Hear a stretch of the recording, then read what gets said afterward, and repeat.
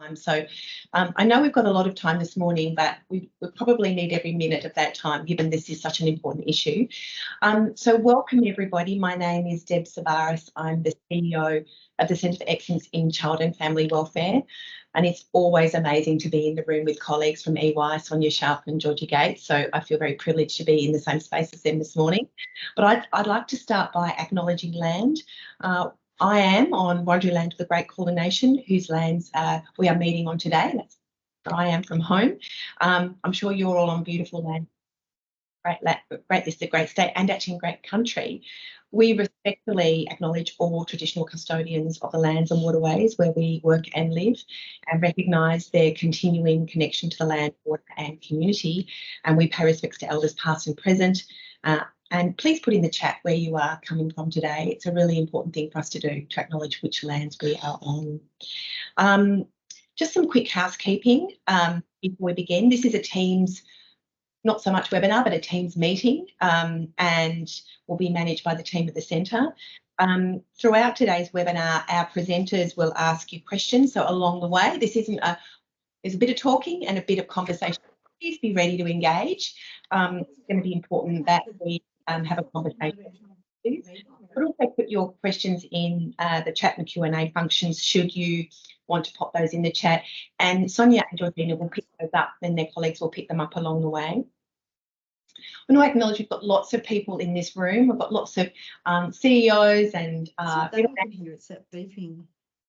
also lots of people from the Department of Families, Fairness and Housing. And I think I saw Rachel Green on the call and a range of others. So welcome to everybody who is here today.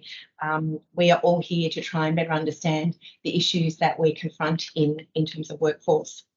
So in terms of introducing today's webinar, in this session, Sonia and Georgina will share the latest evidence, patterns and trends shaping workforce and sectors worldwide, from innovative workforce strategies to navigating this sort of hybrid environment we're in. I'm sure they're going to touch on lots of areas that we know so well, but also what is the sort of, we all know now there's going to be some technological solutions that we're going to need to look at. This webinar will update on the hugely successful Global Workforce Trends and Behaviours webinar that Sonia gave in July 2021.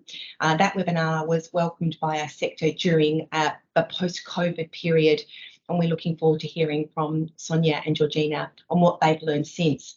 I want to say that when I met with Sonia and Georgina, it was interesting when we talked about this webinar. We might need to really change the way we think, because actually some of the ways we're doing things at the moment might not work. So this is going to be a really interesting conversation, and I'm really hoping that the people in the room today and Sonia and Georgina and I can keep this conversation going with our sector over the next few months and years. So just to introduce Sonia to you, she's currently a partner in EY's People Consulting practice, where she leads their government and public sector team and has a personal focus on education, health and human services. Sonia brings extensive experience supporting public sector clients across Australia and globally as they lead organisational and workforce transformation at scale and pace. And we all know, just in our little part of the world, how these times are feeling. 20 years plus experience as senior executive in the UK and Australia, with a proven track record in delivering high impact transformation and change in large, complex organisations and systems with multiple stakeholders. Sector depth and breadth in education, health and human services, with experience from governance and public policy through to frontline delivery. Sonia is a former Deputy Secretary in the Victorian Government and has a background in psychology, teaching and research. Her professional insight combined with nuanced appreciation of public value means she can be trusted to provide incredibly objective and well-evidenced advice. And she's always a person I turn to and can ask advice from. Now, Georgina Gates, many of you would know Georgie. She's a partner in EY, not a new partner anymore, but a relatively new partner. So we often congratulate her, but she's been a partner for a while, in the People Advisory Services practice in Australia, who works with human services agencies and providers on complex organisational and workforce challenges. Georgina is also EY's Oceania Workforce Planning Lead. I love to use the word Oceania. Sounds great. She has worked across child and family services, disability, family violence, justice, policing and welfare workforces over the past 20 years to design and deliver workforce strategies, reform initiatives, which has been a lot of Georgie's work has been in the reform space, not just in the workforce space. And many of you in the child youth and family services sector would have worked with her on some of those initiatives. Digital transformation and change, to name but a few areas she has led and worked in. Georgina is the Deputy Chair of the Institute of Public Administration, Australia's Victorian People and Culture Committee. And now I'm going to throw to Georgie and Sonia, who are going to lead us through the next little while on what would not be a more timely topic. Thank you. Thank you so much. Thank you so much for that lovely introduction, Deb, and welcome everybody. Georgie and I are both really delighted to be with you today. There's nothing we like more than working with you within this vital sector, and it's so lovely as well to see many long-standing colleagues on the call who we've worked with over the years, including and also welcome people who are new that we haven't met before. As Deb mentioned, we're going to be sharing with you some insights during the session today, and we will be pausing regularly so that you won't be just sitting listening. We'll give you an opportunity to chat and also to use the chat. So please, as we go, put questions and observations in the chat, and be willing to as well as speak up. So Deb's given an introduction to Georgie and myself. Georgie and I work deeply and extensively across the human services sector, as you heard. And if we can just move on. Have we got a bit of a lag on the slides? So what we're going to cover is we're going to be covering global workforce patterns and trends, and we're going to be sharing with you some insights from some of the research that we do regularly.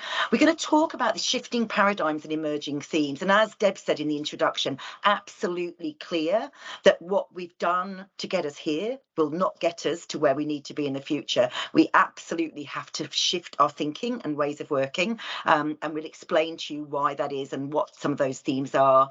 And then we'll think about, so what do you need, we need to do? And I guess our key message there is we have to not only work differently ourselves within the organisations we're in, we also have to work differently together, because some of the solutions that may lie in front of us are those where we need to collaborate across our and within our ecosystem if we're going to be able to resolve them. So that's the broad agenda.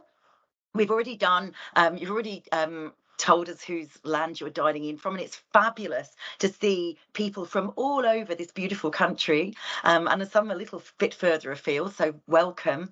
What we would like you to do is, like, what are your goals? Why are you here today? So if you could just start off by putting in the chat, like, what are you hoping to learn about today? And let's so that we can make sure that we shape our presentation to address what matters most to you.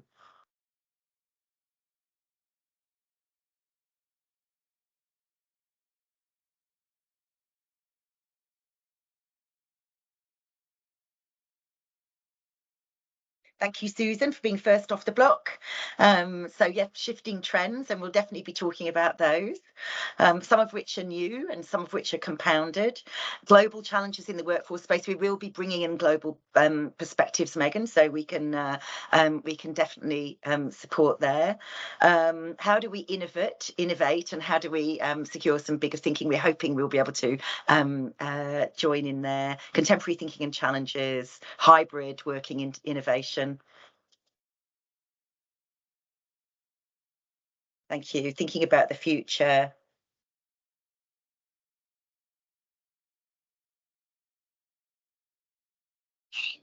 AI, recruitment, lovely. Supporting people with multiple needs.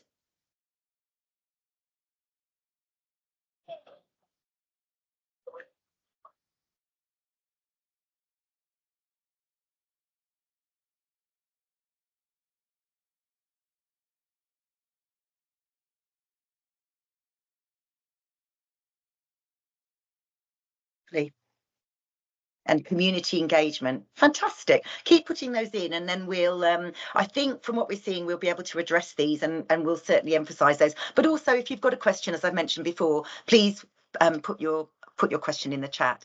Okay, so let's get started. So as you know, our theme is shifting paradigms, and what we're going to be drawing on this morning is in EY we make it our business to keep at the fingertip, like keep our fingers on the pulse of workforce patterns and trends around the world. And so we've been conducting regular surveys over the past 3 years to understand the rapidly shifting landscape of the future of work. We've reached into 135 countries, so we can bring you those global insights. We gather data, and we gather the data and insights every 6 months. We started with a plan of doing it less frequently than that, but what we found is things are shifting so quickly that that 6-monthly pulse check is really helpful, and we are seeing rapid shifts and change. We have about 17,000 employees and just over 1,500 employers who contribute to the survey, and also we conduct a supplementary and complementary deep dive into about 23 focus countries around the world, gaining insights on talent, workforce mobility, flexibility, patterns and trends. We also, because we are global and we work in 194 countries with human services and social care providers, we also are all the time very nuanced and attuned to shifts and patterns, as well as innovative solutions and the kinds of things that people are doing to crack this persistent workforce challenge. Next slide, please. We're going to talk to you. What we're seeing is 5 really big patterns and trends. And what we're saying is some of these are so significant. Actually, we need to have a paradigm shift in the way that we think and the way that we behave in relation to our workforces. So the paradigm number 1 is we need a radically different approach. And you will hear from us that we have to think differently, behave differently, because the workforce that we've drawn from previously is not necessarily the workforce that is available for us in the future. We know that our thinking and behaviour around where we work has changed extraordinarily through COVID, and hybrid is here, and it's difficult to turn back the clock on that. And we can see from workforces around the world that people have really found advantages and benefits in hybrid working, and they want it to stay. And the other thing we're seeing as well, and you're probably seeing this in your workplace, is that we have now a multi-generational workforce. There are 5 generations in nearly every workforce, and that's likely to continue. And they have quite different, well, that's a generalisation, quite different expectations of the workplace. And so we'll be exploring what does that mean for us, and how can we make the best of that opportunity for those 5 generations. We'll talk about technology and AI and the potential and opportunity that provides for us, as well as some of the risk. We'll be talking about the changing balance of power, the pull and push that we see between employer and employee. And finally, we'll be talking about psychosocial safety in the workplace and why this matters more than ever before, and why more of our workforce have expectations about the environment that we will provide for them. So those are the paradigms we'll explore with you. We'll be sharing those insights from the research that we do, and also engaging with you. So if we move on. So first of all, the need for a radically different approach to the workforce. Why do we need to do this? Well, first of all, we have fewer babies being born than ever before, and that is true in Australia as it is around the world. An interesting thing that we're seeing, particularly with our 17 to 30-year-olds, is they're just not having babies. And so we've got some demographic shifts there, and we're both living longer and working longer. So life expectancy is increasing. We're still seeing some absolutely atrocious and unexcusable gaps in certain cohorts. So with life expectancy worse for some communities, but nevertheless, no matter which community we are from and in, we are living longer and we're working longer too. So in Australia now, the retirement age is up to about 66 to 68. And next slide, please. And by 2035, we will have more people over 60 than we have under 20. So for us in this sector, that means that demands are going to increase for the services that we provide. Also means that those 5 generations that we have in the workforce, we're going to need to think about how do we encourage and engage people earlier, and how do we keep them longer, and in doing so, develop some different ways of working. Next slide. We've also got in Australia significant interstate migration, and we saw this particularly during COVID, where New South Wales and Victoria lost hundreds of people to Queensland, and in Victoria we've got quite a few people who've moved into South Australia as well. So migration across the country has increased and created an even more amplification of some of the workforce challenges that we face into. So we're facing steeply growing demand for community services, so 7% forecast overall, but only 3% of the services of our community services say that they can meet demand, and 66 to 80% are saying that they anticipate growth in demand over time. And you can see with the demographics we just shared why that might be. And we can see this not only Australia, we see it around the world as well, with Canada and the UK just as 2 examples, also showing significant gaps and increasing gaps between demand and workforce supply.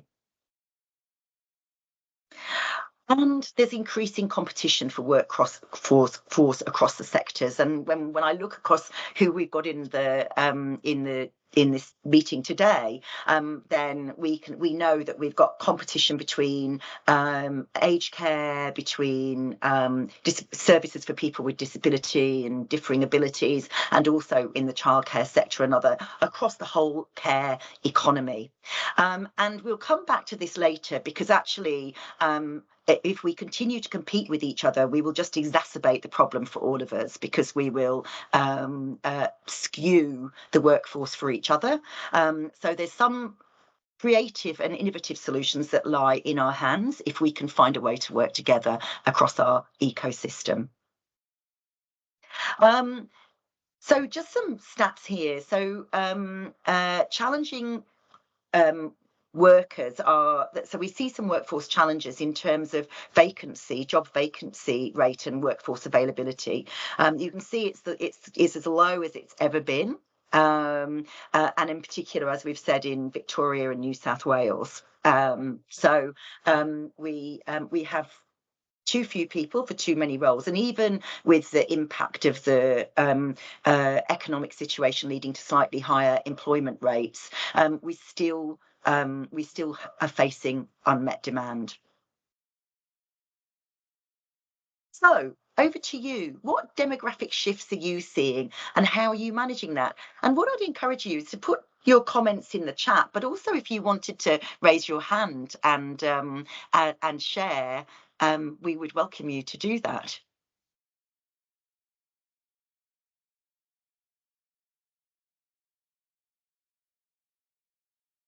Anybody want to put their hand up?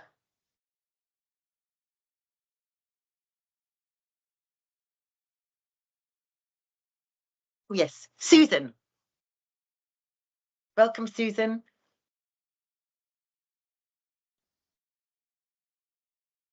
You're on mute.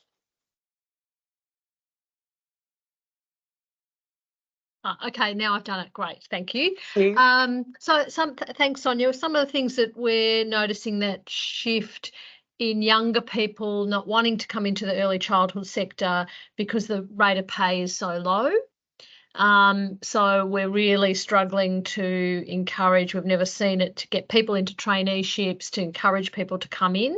So that means that there's a real pipeline issue there. We're also noticing the psychosocial issues of supporting people that are coming in is far, far greater. So that's kind of some of the things that we're actually noticing.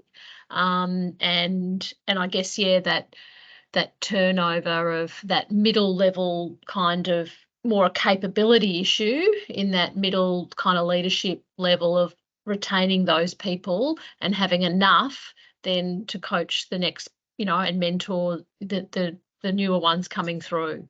Absolutely. And it's really interesting, Susan, that you mentioned those. As we go through, you'll hear that those three factors that you've mentioned are really crucial, both in terms of getting them right. So people are more concerned about pay than they ever have been before. In our survey that we did a couple of years ago, and the results now, we can see how pay has become of increasing concern as people face fiscal pressures in their own homes, but also workforce well-being being critical, more critical than ever before, and also how do you attract younger people? And we've also seen, and you'll see this later, that people with that in the UK they've done a recent survey where they saw that where you had inexperienced managers, people left more quickly.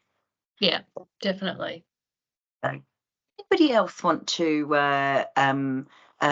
contribute to the chat? And I'm going to just look at what we've got in the chat here.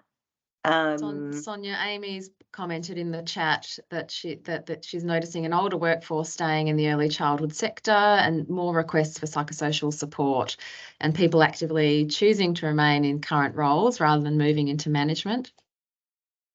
Yeah, that's very interesting, Amy. And you'll have seen from the introduction there that how we look after our older workforce is really important. We are going to need as many people to work longer, as well as how do we attract younger people, and how do we build that leadership and management capability and encourage people to take a step into that that area.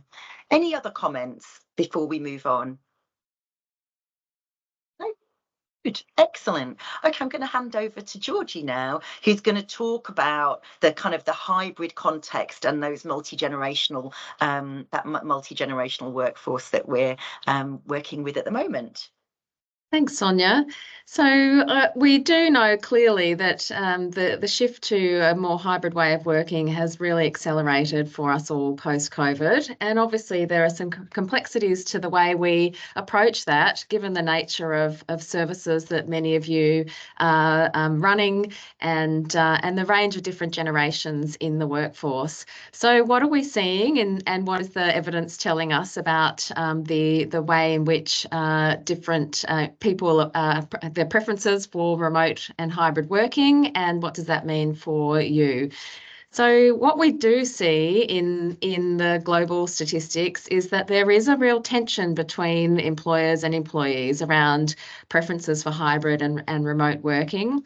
There is a stronger preference for hybrid and remote working from employees, whereas whilst employers do still seek to have some flexibility and recognise the value of hybrid working in their workforce, it is a lower proportion that are seeking that from their workforce, and we do see really that we find that at least 50% of employees want no more than one day in the office for those that are in knowledge roles. We looked at both knowledge worker roles and essential worker roles, of which many of you will have a mix within your workforce.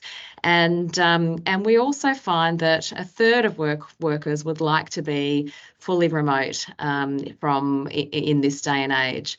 So really, I think that paints a bit of a picture of the range of preferences in the workforce. I'll just go a bit more deeply if we go to the next slide. Thanks, Jam.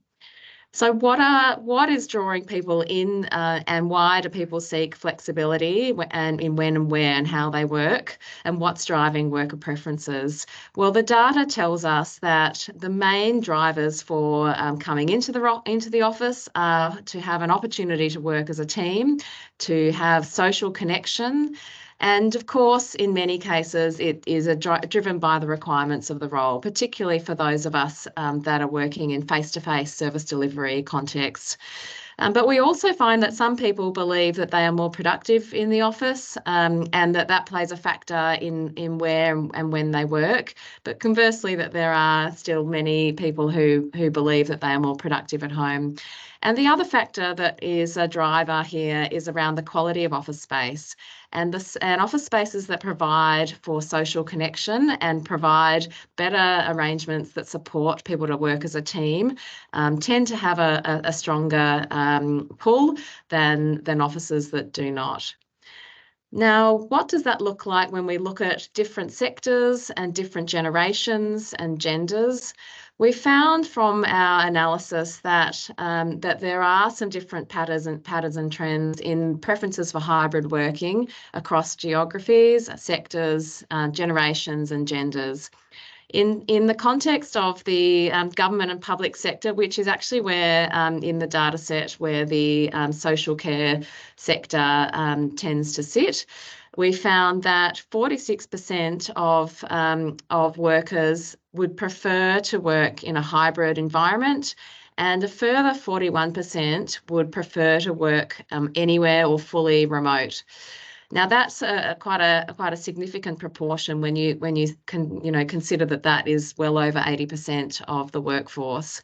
And similarly across the health and life sciences sector, although clearly there are some challenges for both social care and health services in being able to work fully remote, particularly in the context of face-to-face service delivery, we do find that there is still a very strong preference towards hybrid or fully remote working when you take the perspectives of employees.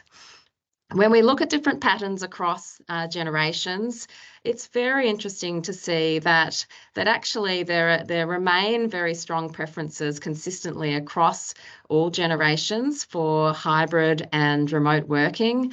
And but we do actually see that the baby boomer generation and also Gen Z come out at the strongest in terms of their preferences for a hybrid or fully remote working arrangement. And so that's something I think we need to consider when we think about the different ways in which we might seek to offer flexibility in the workplace across the community services sector, and think about the way in which that might support attraction and retention across your workforce. And in some ways as well, I think the gender statistics are quite interesting, and we see that females state a much stronger preference for hybrid and remote working than males. Now, clearly, we have a tendency for, in many contexts, for women to take stronger caring responsibilities and other arrangements. But we do, we've really got to put that aside to some extent and think about flexibility across our workforce as a whole, and the way in which we support parents of any gender and individuals who seek flexibility for a whole range of other reasons, and think about the way in which we can support them in the workforce. One of the things that was quite insightful from the global analysis is that the type of office space that you have may not actually play out in the way that you think when it comes to the role it plays in attracting people back to the workplace. We actually found that the employees that have a Class A real estate as their office space, which is the top quality, most contemporary offices, are more likely to actually seek to work from home than those who actually have a Class C real estate office premises. And so there's a number of things when you dive into this that might play out as to why. And certainly, I think we find that that sometimes people like an environment where they feel comfortable, where they can collaborate well, but also perhaps where there's less pressure on the way in which they show up at work, and the ability to have some flexibility in their working environment that supports that. So there's a range of things to consider when it comes to your office space and the style of property that is provided and premises for your workforce.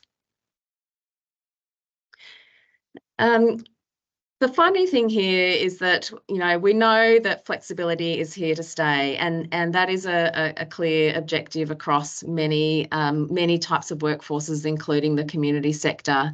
But we do also know that there are challenges in providing that across our workforces, and we find that that employers believe, a majority of employers and employers believe that their organisation is committed to providing appropriate levels of flexibility. Now, what does that mean in practice? And it's interesting here as well. There is a slight gap in the data around the level of optimism on the extent of flexibility. We find that employers tend to rate more strongly in their beliefs around the level of flexibility provided by them in the workplace, whereas employees, only 65% agree that their workplace is providing appropriate levels of flexibility. And there are variations in the way that plays out for different workplaces as well, and different sectors within the community services sector also. Now, we can move on. Thanks, Jam. What I'd like to encourage you to think about in the context of your organisation and your workplace.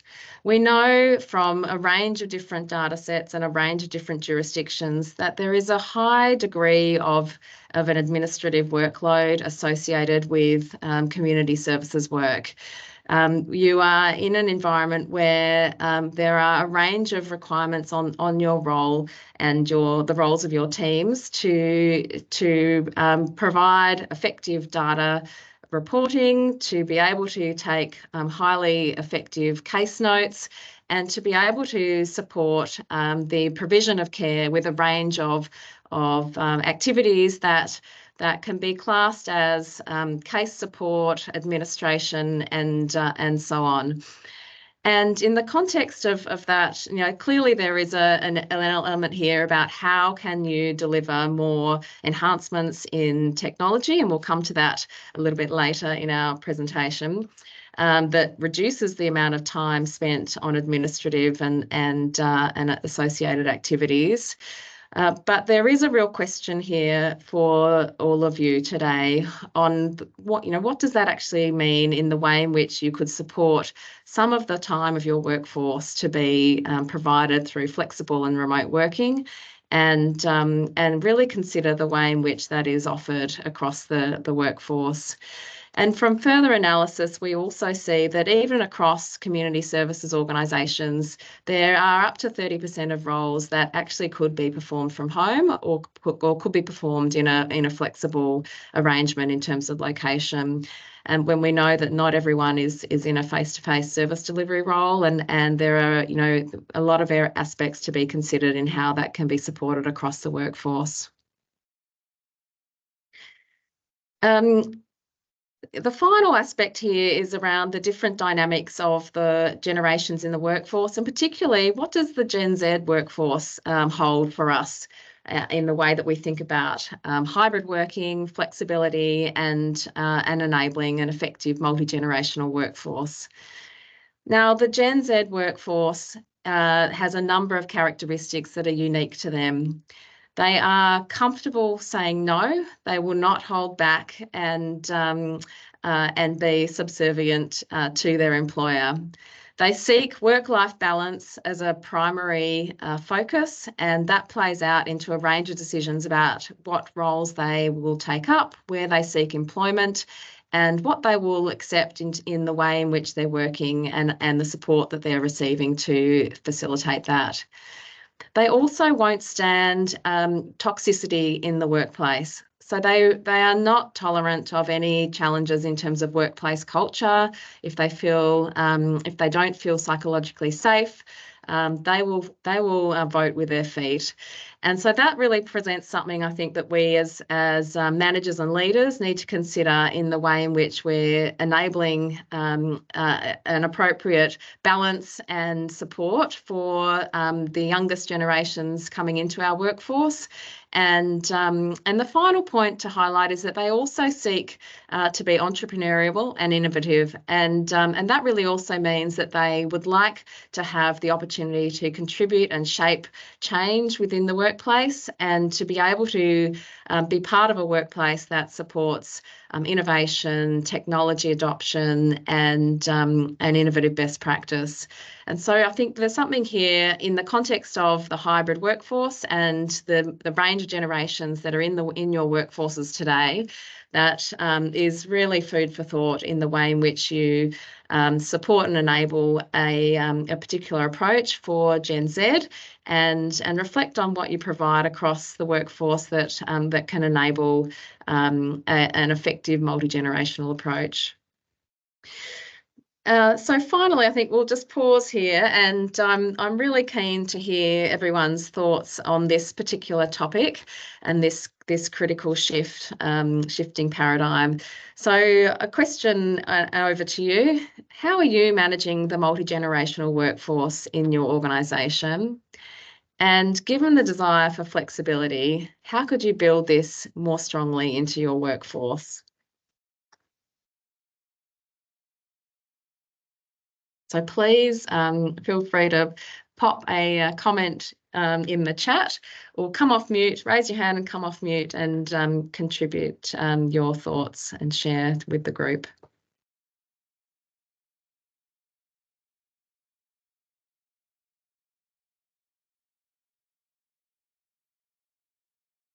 Susan, you're saying that you provide a lot of coaching and mentoring. Did you want to share a little bit about the way in which you do that? So we've invested in having internally 4 accredited coaches who have gone through proper training that takes a year of international accreditation, and really matching our middle-level managers who are younger in those roles. So that is kind of that multi-generational trying to use those people in different ways, rather than just leaving the good managers in one service or centre. How do we get their skills across as many people as possible because of the workforce shortages and so on, and the multi-generation? So pairing people up and doing that in a really planned way. Yeah, so it does happen. I mean, some of that we've discovered, the balance between coaching and also mentoring. So, younger people really need that mentoring, how to do that. So we've just, assessing the coaching that's been occurring for the last year or two to evaluate that, to see the impact from an individual's perspective, but also then from an organisational performance perspective. Thanks, Susan. By and large, it's clearly very deliberate in the way that you provide that, and support that across your organisation as well. I see, Lynette, you've got your hand up. And I'll actually take myself off mute as well. Look, I just wanted to make a quick comment. We are working really hard from our perspective to address all the different generations, but also we've got a very high engagement score. We just had a recent engagement pulse survey where we had a high 80% return rate and a high 80% engagement rate. But the thing that we're pushing really, 2 things we're pushing, is the shared responsibility. So it doesn't matter what generation you come from or you sit across, that shared responsibility to make this work. We have a high flexible working arrangement, so very open. We're not saying to people you have to come in at set periods or anything. We've got a rule around twice a month, and that face-to-face supervision. So we're very loose in what we're saying, but we're pushing the message very strongly that to make this work, to keep all this available for everybody in this organisation, it's a shared responsibility. And we never back away from the fact that it is the consumers first, the organisation second, and then the employee third. And we make that message really clear. Now, the employee third one doesn't resonate with everybody. Sometimes people feel a little insulted that they're not first, but we remind them of the purpose for the why we exist. But it's constant that the message is about shared responsibility, and we just don't back away from it at any point. So I just wanted to share that. Thanks, Lynette. Clearly, you've got a really strong approach on that shared responsibility and accountability, and creating an environment where, you know, the customer and client comes first. Yet around that, you can work together to make sure that you're providing a flexible environment for your people. So that's great to hear. I'll just see if there's any other comments to. Yes, and Joe's reference that coaching and mentoring is very challenging with a large geographical area and lack of funding and resources. And yes, Joe, that's right. It can be something that is challenging to invest in across organisations and large or dispersed services. So completely appreciate that. And I think there's sort of things to consider around how can that be enabled in perhaps sort of ways that are accessible across geographic areas as well, and different ways in which you can utilise your workforce to enable that within the context of the resources and funding that you have. And Kirsty McIntosh has said, our People and Culture Committee has a suggestion box at the office and online, so everyone can have input about changes in the workplace. That's great. Thanks, Kirsty. Now, please come in with any other comments in the chat if you'd like to. Oh, I can see, Mike, you've popped your hand up. I might hand over to you. Thanks, Georgia. Yeah, I am in private practice with counselling, and I started just before the pandemic. So it was literally 6 weeks before the pandemic, and everything's been on telehealth. And then I've just started moving everything back to face-to-face. I've got, I'm in Gippsland in Victoria, and so 3 locations, and it's going pretty well in terms of people wanting that face-to-face and connecting, and just noticing, you know, different things that we don't pick up on telehealth, which we all talk about, but when you're doing that full time now, just wanted to share that with you. And very important with what the studies that you're bringing us today, because what I am also finding is people, you know, we can get more people into counselling during the day if they're working from home on telehealth, which wasn't necessarily the case prior to the pandemic. So just some interesting things there. And thanks so much for this morning. Thanks, Mike. And it's very interesting you say that. I think from our data across the broader health sector, we see that more than 40% of health consumers really do want to have virtual means of seeking healthcare, and so it is a very ever-present element in terms of consumer expectations and preferences. But you're right in that there is a kind of mix in the appetite for that, and so there's an aspect that's about flexibility and choice for the consumer or client, as well as from a workforce perspective. The other thing we're seeing too is actually, whilst we use the term hybrid loosely, we're seeing still some challenges in time management and boundary management when we have a day that combines face-to-face and virtual, as opposed to a day that's all virtual or a day that's all in person. So I think what we're hearing and seeing, and I'll include myself in that, is some skilling up to be really continue to be more fluent in our hybrid ways of working. Thanks so much. So, okay. And John, I think you've put in the chat, you've shared data on employers and employee preferences, but do you have data on service users? So we haven't actually included those figures in our presentation today, but yes, we do, and both across the health and social care sector and wider consumers of care services as well. And there is a really strong trend towards on virtual and hybrid care, albeit, you know, clearly there are some services that that we know that this group provide, that really do that face-to-face engagement is still more impactful in terms of the relational support and the outcomes that might be possible. So it is a real balance, I think, albeit with some trends towards growing client preferences for virtual.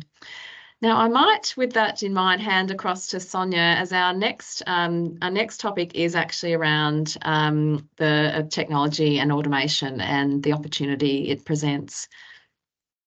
Fantastic, great, lovely. Thank you, Georgie. Yes, so as we've heard in both the chat and the conversation, then technology and AI have become part of our toolkit. And whilst not replacing the human touch ever, what we're seeing more and more is the liberation of our humans as we move towards a hybrid workforce as well. Now, switch back the clock, and Deb, you mentioned that very early webinar we did when we were just moving into COVID. But, you know, if we think back to, say, for example, I'm based in Victoria, you know, we shifted in 10 days to online in nearly everything we did. And most of you on the call will have done something similar. And what we've seen is that has shifted mindset, attitude and behaviours across the workforce. Technology's assisted us then, because technology is very different and is rapidly improving all the way, and some of it by need. We've talked about workforce supply and demand issues. We've talked about user client expectations, and those of you, I'm sure if we did something in the chat that said, if those of you who've got children of school age, when was the last time you went to an in-person parent-teacher conference? Or, you know, what's the proportion of online and parent-teacher conferences? Mike, your comment there about moving to online coaching, counselling, and also telehealth. Most of us have made those shifts in our lives. We're also seeing improving access, helping with funding constraints and scheduling, so increasing productivity. And also we've got big data, we've got better data at our fingertips too. We can see and understand our clients better than ever. So a really big shift, and we don't want to go back, but we also need to be sensibly moving forward. So next slide, please, Shmudi. And what we've also seen as well is a real shift in openness to using particularly AI in the workplace. So we can see here that whilst not many people are yet using it fully, using generative AI, people are expecting to do so more in the next 12 months. And in fact, we've talked about Gen Zers quite a lot today, but in our survey results, we see that 42% of Gen Z say they will not work. They don't want to work with a digitally immature workplace. They use technology and AI for many aspects of their lives. And if they're asked to do work that they know the tech could do better and faster, then they'll look to work elsewhere where they can do so. And that's something for us all to be aware of. So what we're seeing overall is, from a very cautious, tentative view, people are now pushing forward with a much more positive perspective on use of particularly generative AI above technology, with views on, you know, 33% expectations of an improvement in productivity and a 44% improvement on flexible working. And I'd encourage you, by the way, to share in the chat ways in which you are using technology differently, and AI in particular. So, you know, we're hearing and seeing generation of reports, chronologies, all sorts of things, as well as individual care plans using AI. So lots of thinking, and then the production of a document within seconds. And by the way, yes, and there are ethical issues, and we'll touch on those too. So overall, what we see is optimism and openness that's particularly gained traction in the last few months, with particularly people saying, actually, we think that this will help to produce to create more jobs in our sector and new job opportunities, as well as enabling me to work more flexibly, productively, to focus on high value work, to think about culture and productivity. And I'll give you a practical example from myself. Is just recently we were designing a leadership development program, and we spent a good 2 hours creatively thinking through what this leadership development program might consist of, what we would put into it, how we would shape it, and then we transcribed the conversation, and we asked, in EY we've got an internal AI tool that is closed. It's only available to us to make sure that we remain secure at all times, and we were able to produce 3 really good options for a program design in 2 seconds. So the time we spent, probably as much time as we would have done previously, but what we spent the time on was much more valuable and richer, because we weren't spending time typing things up. We were spending time exploring, thinking, challenging. Let's move on. So with that future insight where people are going, actually, I think AI has got something to offer us, we would ask the question is, are we underestimating the need to invest in training in AI? And we would suggest yes, because what we're hearing and seeing is that although people are thinking they might be using AI, very few organisations and very few employers or employees are actually investing in learning how, and there is a skill to doing this. And I think David mentioned in the asked the question in the chat about AI and privacy. We are seeing where people are untrained and unskilled and are using open generative AI rather than a closed AI, we are seeing security breaches and some ethical risks emerging. So can we do this? Yes. Should we do it? Yes. How we do it really matters. And we can talk a little bit more about that. So this is what we're seeing in the sector in terms of the way in which people are using technology and AI. We're seeing it being used to respond to public and client inquiries, particularly frequently asked questions. We are seeing on telephone answerings on like front doors and telephone answering centres, the ability to combine human and robots, so that you have an AI or robot assistant that reads the language, pulls out the right bit of policy and guidance, so you can have better accuracy of information shared, even things like emotion readers, so you can see whether people are getting more or less agitated or upset. We're seeing this technology and AI being used at intake, assessment and referral.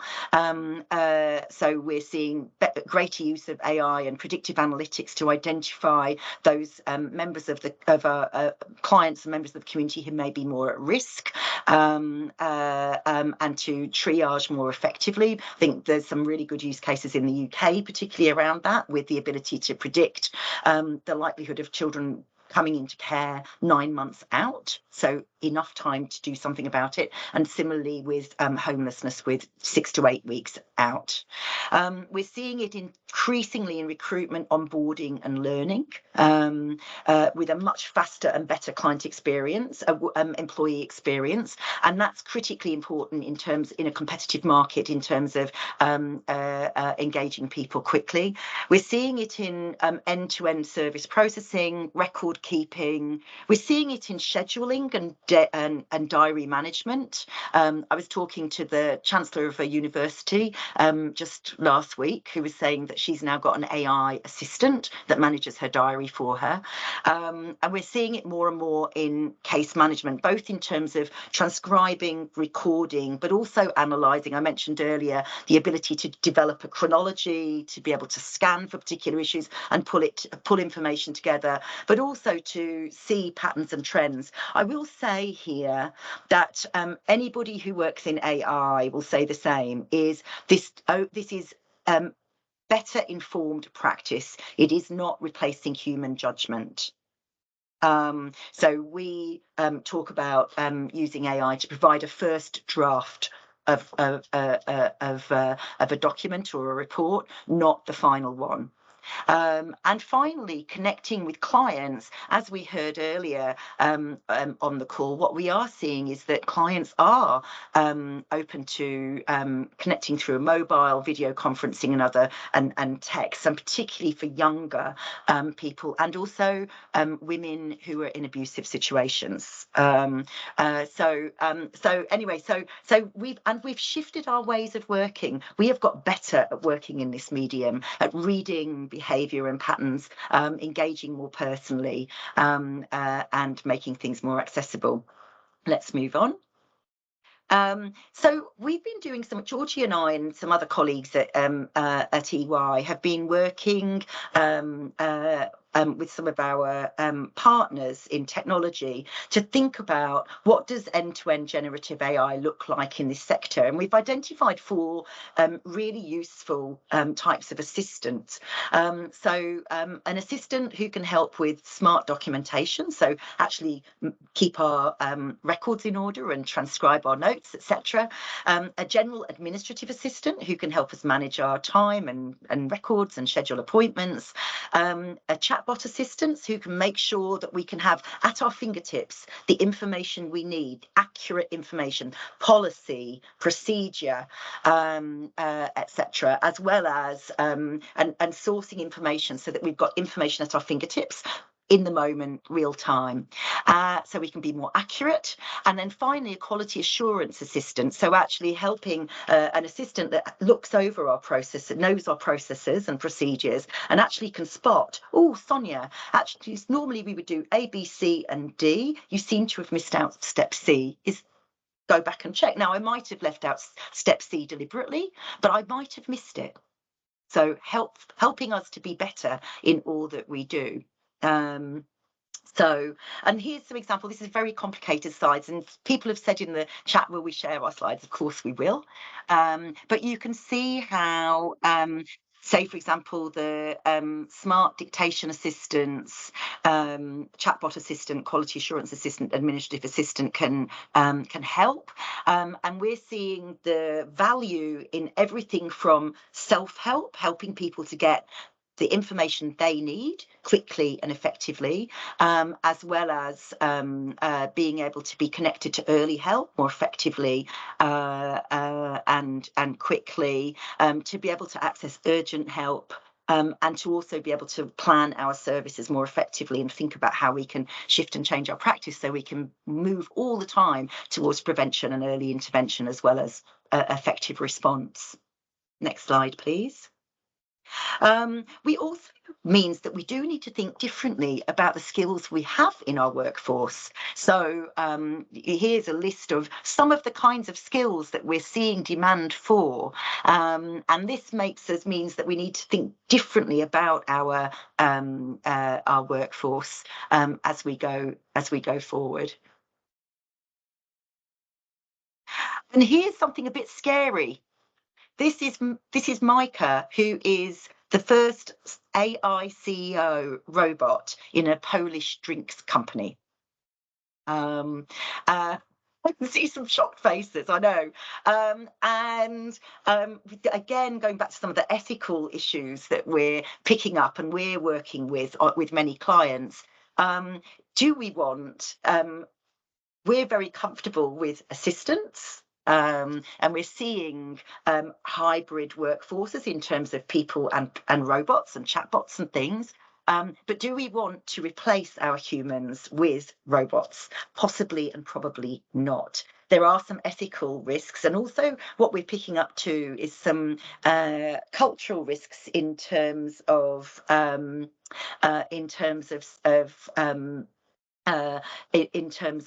ethics. So say, for example, what we're seeing is growth in female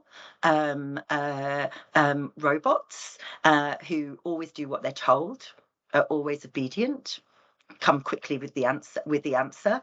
And so we're saying there's actually still work to be done here, and so we do want to progress on this, and we want to do so in a thoughtful, ethical, and sensible way.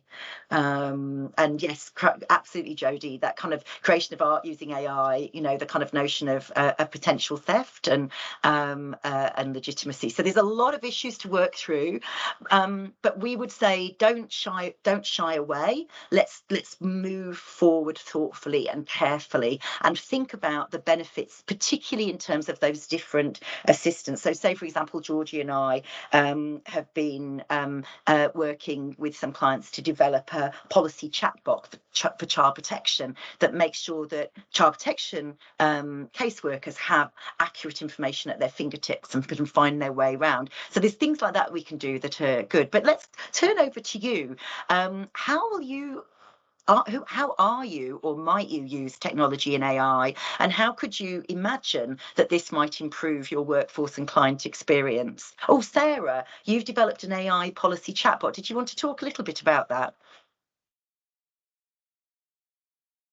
So I'm from Uniting Vic Tas, and we had a technology internship program which has developed an AI policy chatbot based off the similar technology to ChatGPT. We launched that in March of this year, and that's had some really good uptake from our teams answering questions. It's limited to just information in our policy suite, so it's quite a contained piece of technology, but yeah, it's been fantastic. You, Sarah, and that's what we're hearing. Is it's easy, and what we're seeing as well is that if we can think about how we can use AI to remove the drudgery, if you think about jobs that are laborious and administrative, and then think about how we can use AI to do that, as well as that kind of, you know, the right information in my hand, real time. So Jacqueline, hello. We'll connect with you on the CP chatbot. And Joe, a really good point here, that being really excited about the possibilities, but don't have the resources to keep up. And how can you be in front rather than behind? And that's, again, a lot of the work we're doing at the moment is helping organisations and sectors to think about, like, how can we get ahead of this? And believe me, we know that people across your workforce right now, today, will be using AI. There's so many public free tools that are actually quite fraught with challenge. What we did within EY is we said to everybody, hold your horses. We know that you want to use this technology, that we want to use AI, and we can see real benefits for it, but just give us a little bit of time to work out a good, safe way of doing it. Like, Sarah, your example of your policy chatbot, let's get ahead of it. So creating a bit of space to work on this is really important. Any other, Evan has made a point in the chat about the high percentage of disadvantaged clients do not have any digital literacy or access, and so are excluded from this. That's a really good point, and particularly at the moment in Australia, as we are reaching the point at which 3G will be switched off, so that techno-rich, techno-poor divide and equitable access is more important than ever for us to think through. Although we see in many populations and communities, mobile phones are highly accessible. Although with cost of living challenges increasing, what we're seeing again is the potential risk there in terms of affordability. Any other comments or questions?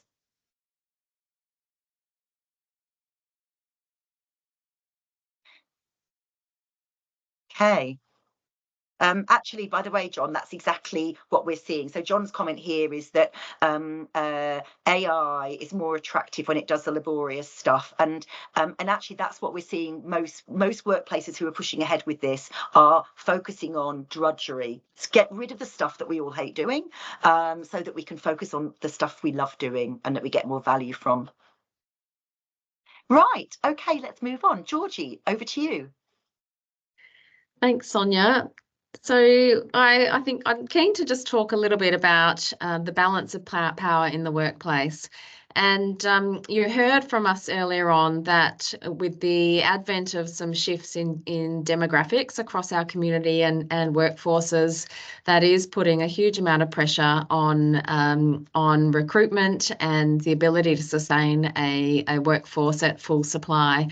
And for those of you that are experiencing that day to day in your settings, you will perhaps not be so surprised by this statistic, which from our global research, we found that there has been over the last few years a very significant swing in power towards employees. So typically and historically, employers have always held the balance of power in the workplace with the ability to attract and retain, and also be able to, call the shots to some degree around the way in which they set up and manage their workplace. But now we really find that there has been a quite substantial 8 percentage point swing towards the employees in terms of where the balance of power is perceived to sit. And that really does create some divisions in the workplace, and means that employers need to think quite differently about the way in which they provide for and consider the preferences and enablers that support their employees. The other aspect to this is around the prevalence and appetite for departure amongst your workforce. We very much found that that having, from a base of 7% in 2021 of the employees who are willing to or likely to quit their employer, that's really risen very steeply over the last few years, and we now are somewhere in the range of 35 to 43% of employees who are willing or likely to quit within the next 12 months. Now we do find that is playing out in terms of pressure on attrition across workforces, and really means that you cannot be more focused on your workforce than or there's no opportunity to be even more focused on your workforce than as you go forward. It's really crucial that you are really considering and investing in your workforce going forward. And interestingly as well, the downturn is not so much reducing the likelihood of quitting. In some ways, we found that whilst there is some pressure on financial stability from many individuals across the workforce, in some ways that's not playing through in terms of the data on their willingness to quit. So it's very interesting here and food for thought in the way that you think about supporting and enabling your workforce going forward. When we actually delve into that a little bit more by geography, by generation, type of worker, and duration since they last changed role, we find that interestingly there's a slightly lower prevalence within the government and public sector in terms of their willingness to quit. So that's quite, good in some ways for us across the community sector. However, we do find that there is some variation within generations that is worthwhile us focusing in on. The Gen Z and millennial generations within our workforce are much more likely to quit if they do not have a workplace that is meeting their needs and preferences. And we also find that there is still quite a high degree of willingness to quit across knowledge workers, and essential workers are still coming through at around 31%. So that's, I think, quite interesting for us to consider across our workforce. And finally, we do see as well that those who've been in the workforce for less than 5 years are much more likely to quit than those over 5 years, and particularly those in that 4 to 5 years and 1 to 3 years range is where we see the greatest prevalence and willingness to quit. So it's something for us to consider, and in the way in which you are providing targeted supports for your workforce, and putting in place dedicated strategies to support retention. When we look at the UK, and there's been some interesting analysis undertaken across the social care sector in the UK through Skills for Care, the research found that employees are more likely to stay when they're on a full-time contract, when they're paid well, when they're receiving on-the-job training, when they're in a well-run service, and when their manager has more than 2 years' experience in a role. And interestingly, they also found a greater prevalence and likelihood to stay when they've been recruited internationally, and when they're over 20 years old. So the younger generation is even the most likeliest to depart. And I think we see these trends occurring internationally as well across the community and social services workforces. Pay remains the top concern for employees, and this is really the coming through very strongly in the data, and as a result of our tightened economic conditions.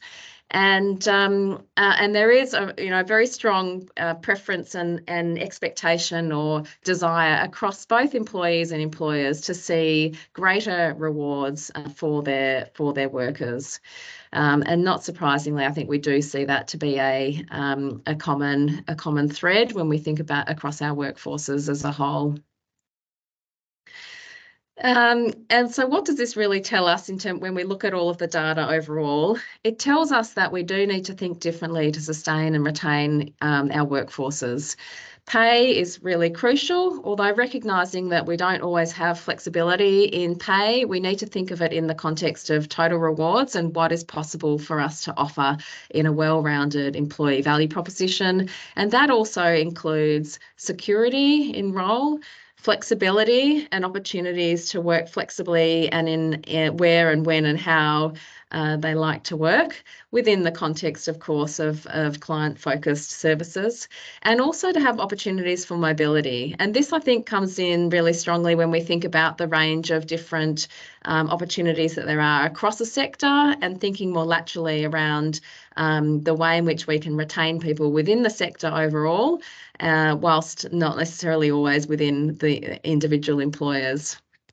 We also need to think differently about, sorry, if we just go back again, Cham, think slightly differently about who we're attracting and retaining into our workforce, and make sure we're really providing pathways to attract and develop underrepresented groups and different pools of workforce and candidates that actually may seek to be with us for the long haul, and may provide opportunities to really tap into opportunities and pools that are not yet well reflected across our workforces. And that includes those in a more older category of age, younger workforce,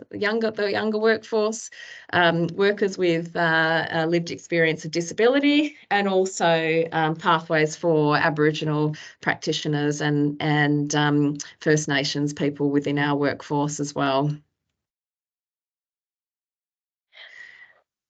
So I'll pause there, and I'm keen to hear from the group in the way in which you're connecting with and fostering pathways to attract and retain underrepresented groups in your community and in your workforce. And while we're just waiting for people to put their hands up or to put in the chat, really good question from David. And hi, David, lovely to see you here. Where does purpose, support, nature of tasks, etc. fit? And we'll talk a little bit about support in a minute. But we've seen a really interesting shift in our data just in the past 3 years. So pre-COVID, then purpose and ethics were one of the kind of like really key attractors that people were looking for in an employee, in an employer.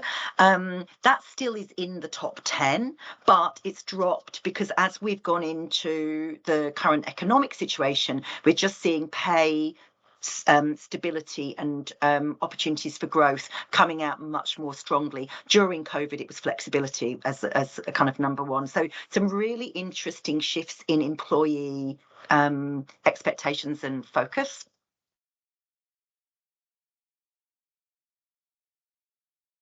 Thanks, Sonia. So I think over to you. There's been some other interesting comments in the chat, but perhaps if anyone would like to come off mute and share how you might be connecting with and enabling attraction and retention of underrepresented groups within your workforce.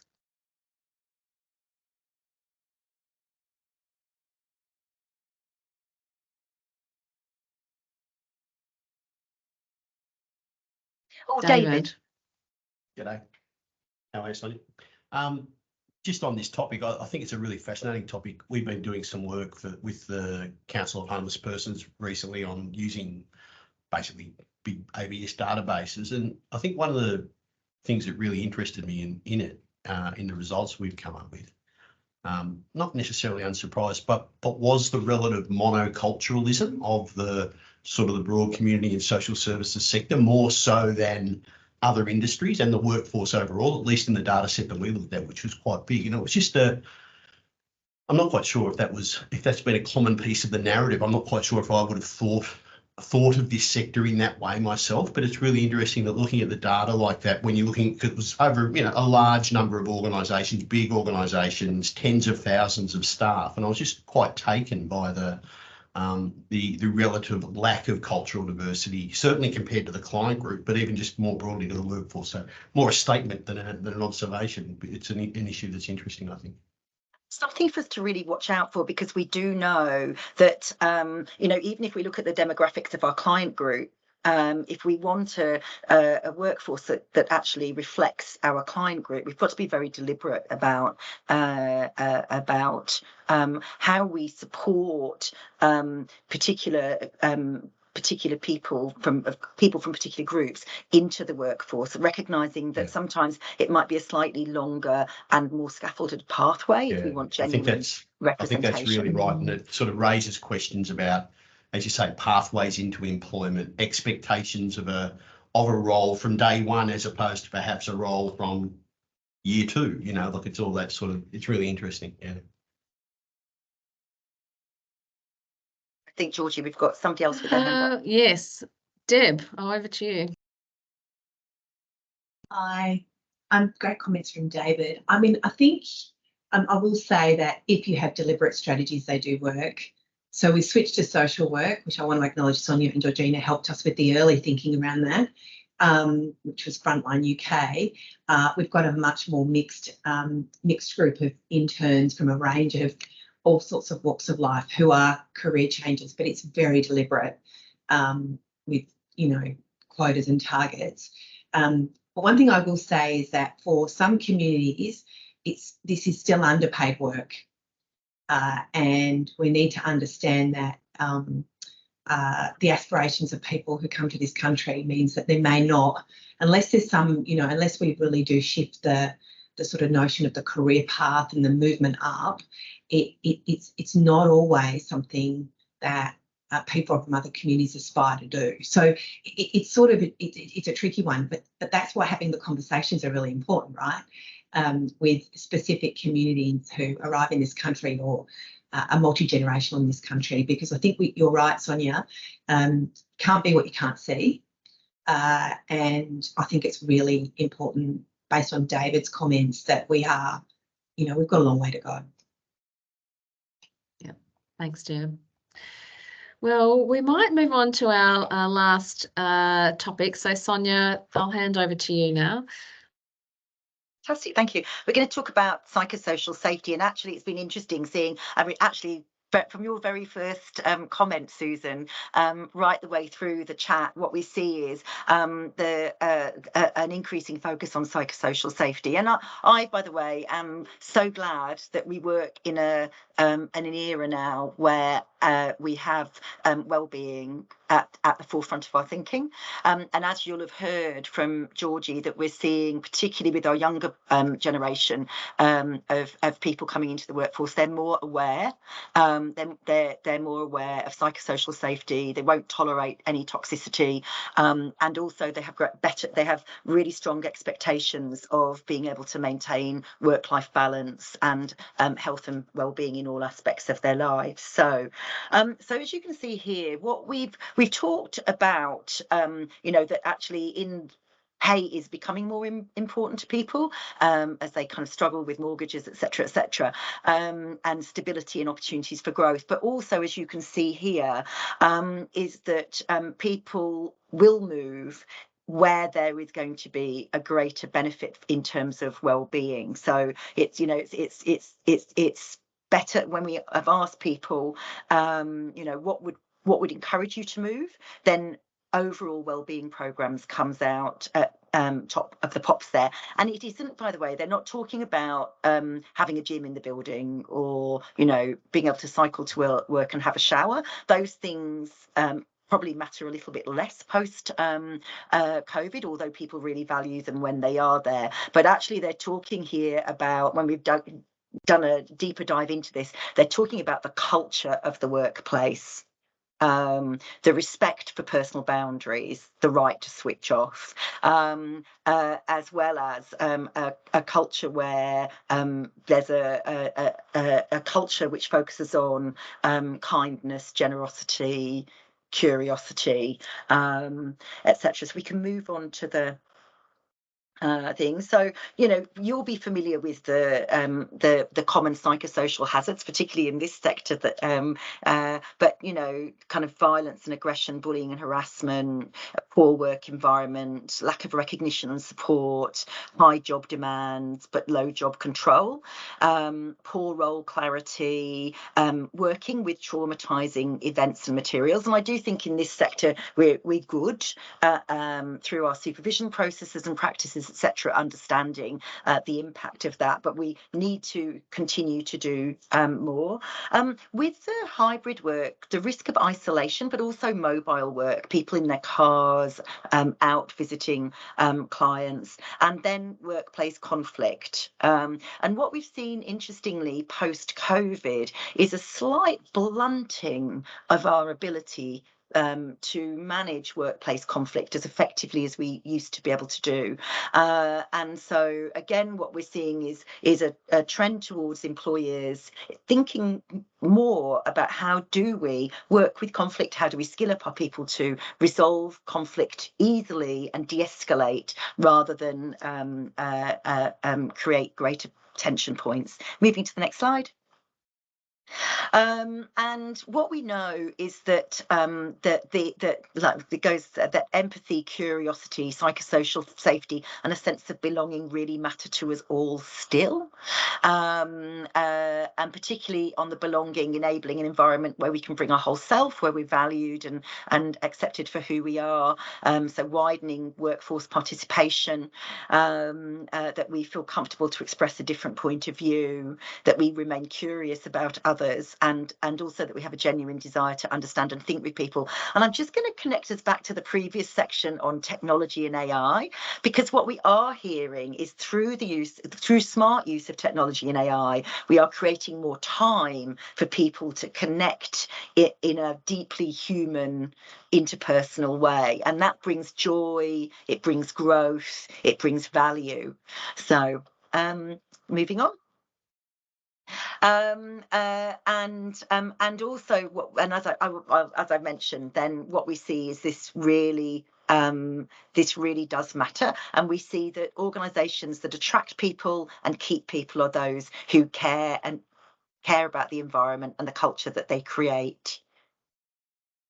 Moving on, and I won't spend too much time on this because it's kind of a whole other session in itself, but we've done a piece of research with Oxford University where we've looked at 4,000 organisations around the world that have been going around, 4,000 organisations that have been undergoing significant transformation. And the key theme here is the experience of the people in the workforce really matters. So empowering people, engaging people, listening to people's voices and using that to shape the future is really, really important, as well as watching out for signs of stress and distress that goes along with transformation and change.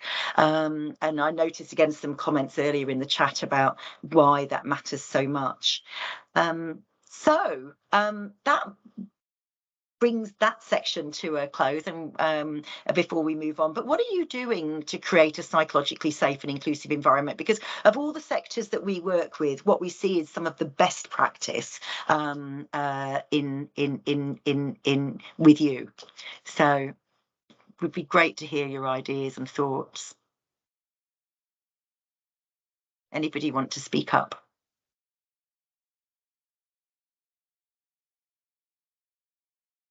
Actually, John, there's a this. Oh, Joe, thank you. Hi, Sonia. How are you? Hi, Georgina. Just quickly, a couple of things that we're doing is we're purposely working with our leaders in each service around developing leadership skills, and this is not specifically around educational leadership, but more around what are the competencies that make you the best possible leader in an early childhood setting. And so we've been using those staff to help us co-design what that actually looks like and what are those behaviours that sit underneath that. But one of the other things that we're doing across the organisation is around our values. So we have values awards. So where we are seeing or peers are seeing their co-workers demonstrate really good examples of our values. And again, we've developed what does it look like? What are those behaviours within our sector that, resonate with respect or with compassion, those sorts of things. And that seems to be really well received in trying to build that culture and the behaviours that we want across the organisation.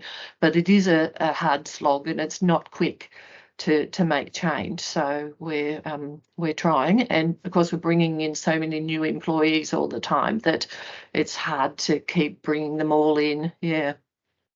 And it's a really good question for ourselves, Joe. Thank you for that. A good question for ourselves is everybody known, understood, and have got some relationship?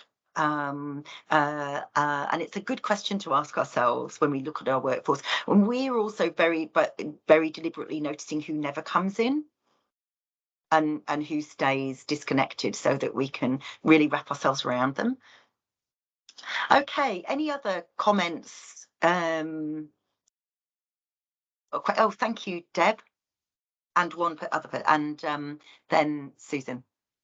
I mean, the interesting thing about this area is now it's sort of legislated within our work safe, work cover arena, and I mean that's terrific. But I think people are a little bit at sea now about, well, what does that actually mean? Now, I mean, people could give a million examples about what that means. I mean, Lynette right at the outset talked about creating certainty and a really clear environment about priorities and accountabilities. And I think that's just as important as all of the sort of very, perhaps more warm and fuzzy psychological support. But I think that governments are definitely trying to do stuff about this, but I actually do think it's much more in the regulatory space. So I think this really, and as you talked about, Gen Zs, I think we're going to need to really think about what this does really mean for people.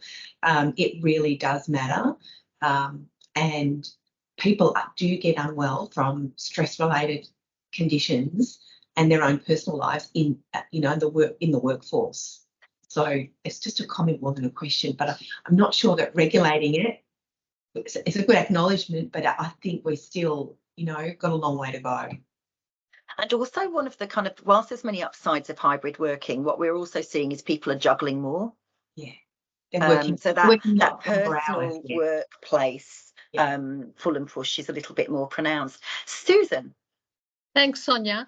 I think we recognise, and maybe why the social sector is better at this is around that we're working in the business of relationships.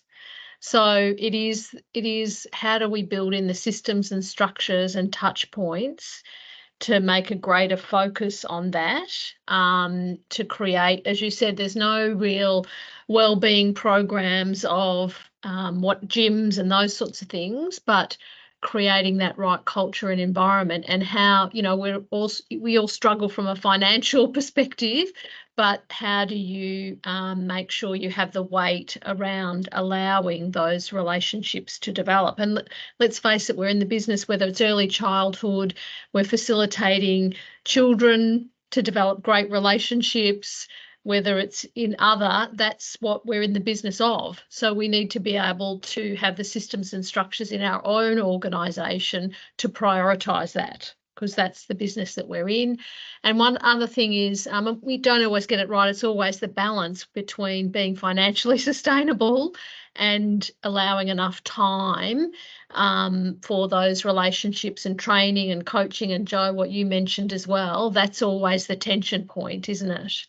I think with an inclusive environment, it's allowing people to express what they believe that means.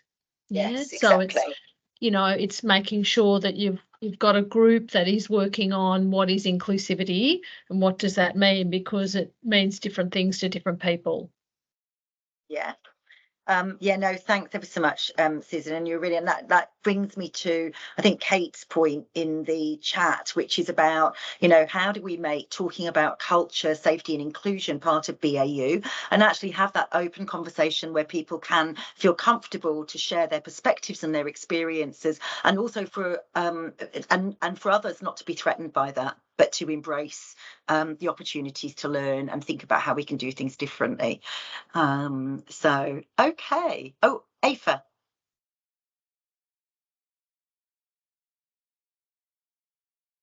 Yeah, sorry, I was just going to echo Susan's comment about when I'm working in the sector for over 20 years in homelessness, just being able to have those opportunities for people to, I don't know whether, I think someone mentioned housing as part of their workplace. There's so many times I've worked in homelessness that staff were actually worried about their own homelessness. So just being able to have those provisions in place that will support people to actually have the service have what they don't have in their own lives, and as part of a service system. So I think that's something that we need to consider in the future. Yeah, thank you. Yeah, absolutely. And that goes back to that kind of whole theme about having to think creatively about who we connect with, how we connect with them, what's the experience, what's the total experience that we create for our workforce and also for our clients. We probably need to move on now because we're kind of coming, this has flown by. I hope it has for you, certainly has for us. Just kind of like to summarize and pull this together. So what are we going to do about it? So you all have, I've just realised, by the way, our title says 4 themes, but we've actually got 6. But our research shows 6 emerging themes that can be used to tackle child and family workforce challenges. So thinking about how we creatively grow and configure our workforce in new and different ways, thinking about those younger people coming through, career changes, community groups, underrepresented groups, and older people, how we keep them for longer. What we've called a productivity premium, which is how do we help our workforce to work smarter for longer, so we actually help people to be really efficient when they're at work and focus on the stuff that matters most. How do we become an irresistible employer? And I actually would broaden that to say an irresistible sector. So that we invest relentlessly and tirelessly in the whole experience, using the insights that we know, engaging our workforce to help us to shape a better future. How do we leverage AI and technology so that we can understand our clients better, understand our workforce better, and improve their experience? And also sector integration. How do we work together to retain and to attract, retain, and innovate within our workforces? If we can move to the next slide. So we kind of need, we've said that we need to think of productivity a little bit differently.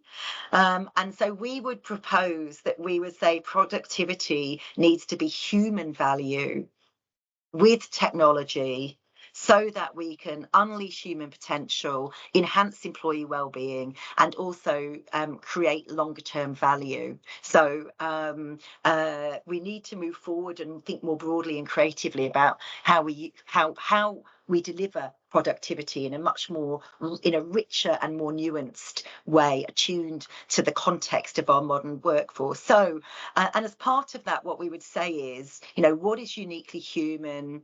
What is it that we can pass on to the robots, and how do we create an environment where people really flourish and grow and can achieve their current and future potential? How do we give people individual choice over where and when and how their work is done? How do we give people voice about the workforce, the workplace and workforce culture and work culture that they work within, so that we increase empowerment, engage and agency all the time? And how do we reward our people for genuine value creation?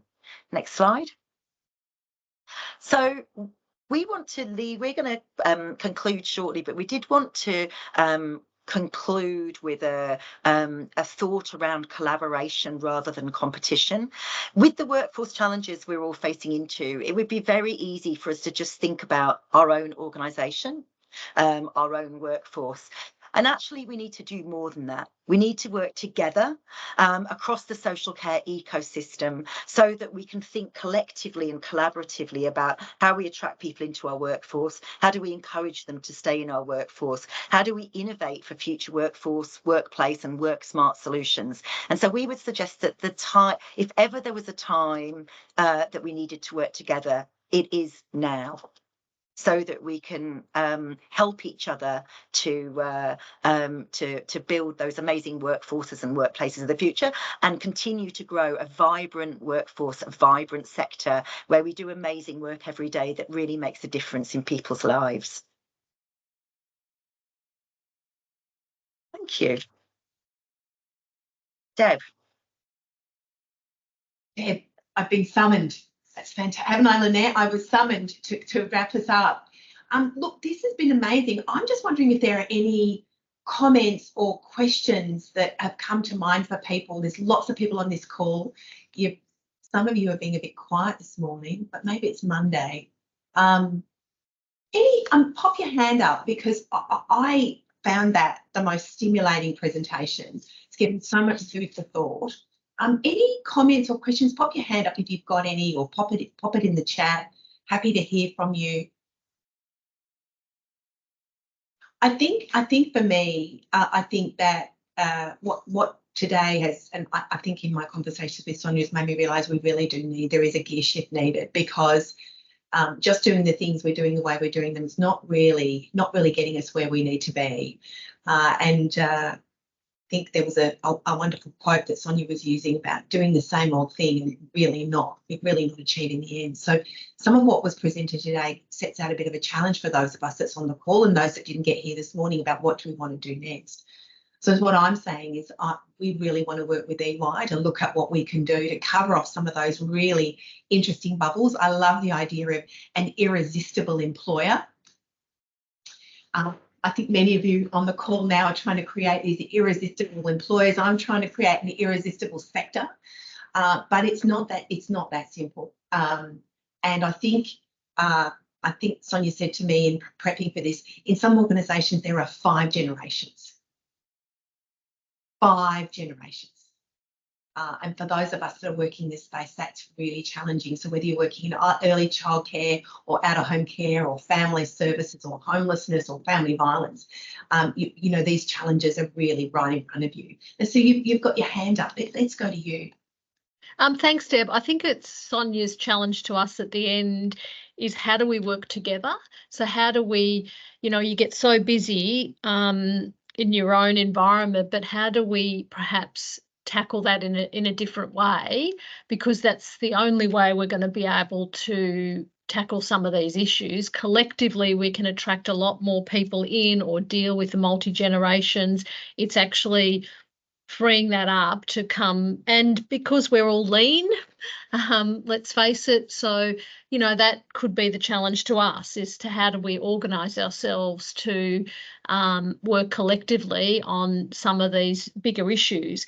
and they're going to take time, but we've got to start. We've got to move down that path rather than think individually. And some of us in the early education sector and probably other sectors are starting to do that, just to drop down the barriers and to share and to collectively recognise, but in early education, how do we work together to attract lots of people, because they're just not there. And I think it's the other thing is attracting different types of cohorts. There's no silver bullet, but we have to try multiple strategies, fail fast or learn from that and keep going. But I think the challenge is to ask, how do we work across sectors and how do we collaborate in a systematic way? Beautifully said. You should be just doing my job. Beautifully said. Beautifully said. There's a I posed the comment challenge. there. I haven't come up with the answers of how we do it. Well, I think the collective stuff, I think, is right here. But Susan says, thank you for an insightful presentation. In all honesty, it's made me think about how I'm looking after mine and how my organisation is looking after me. And I think that this is going to be really important when you look at the data in terms of who's going to be still working.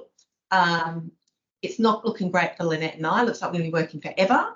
But for all of us, right? No, we won't be working forever. But I think it does stretch out the sort of finishing line when you look at some of this data and the need.